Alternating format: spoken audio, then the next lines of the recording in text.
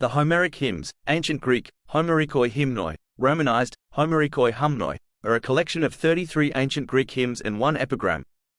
The hymns praise deities of the Greek pantheon and retell mythological stories, often involving a deity's birth, their acceptance among the gods on Mount Olympus, or the establishment of their cult. In antiquity, the hymns were generally, though not universally, attributed to the poet Homer.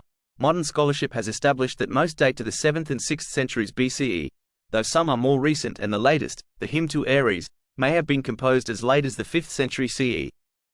The Homeric hymns share compositional similarities with the Iliad and the Odyssey, also traditionally attributed to Homer.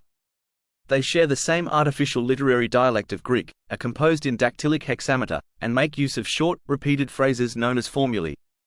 It is unclear how far writing, as opposed to oral composition, was involved in their creation.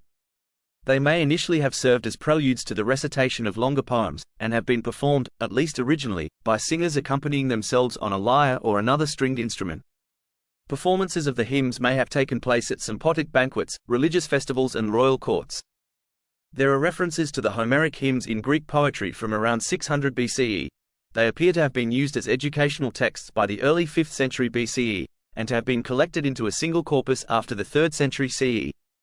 Their influence on Greek literature and art was relatively small until the 3rd century BCE, when they were used extensively by Alexandrian poets including Callimachus, Theocritus, and Apollonius of Rhodes.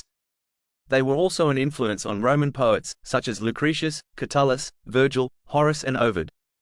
In late antiquity, circa 200–600 CE, they influenced both pagan and Christian literature, and their collection as a corpus probably dates to this period. They were comparatively neglected during the succeeding Byzantine period, that is, until 1453, but continued to be copied in manuscripts of Homeric poetry. All the surviving manuscripts of the hymns date to the 15th century. They were also read and emulated widely in 15th century Italy, and indirectly influenced Sandro Botticelli's painting The Birth of Venus.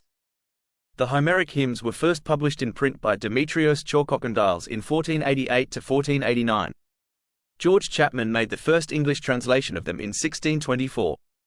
Part of their text was incorporated, via a 1710 translation by William Congreve, into George Friedrich Handel's 1744 musical drama Semele.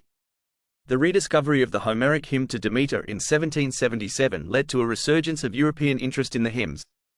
In the arts, Johann Wolfgang von Goethe used the hymn to Demeter as an inspiration for his 1778 melodrama Proserpina.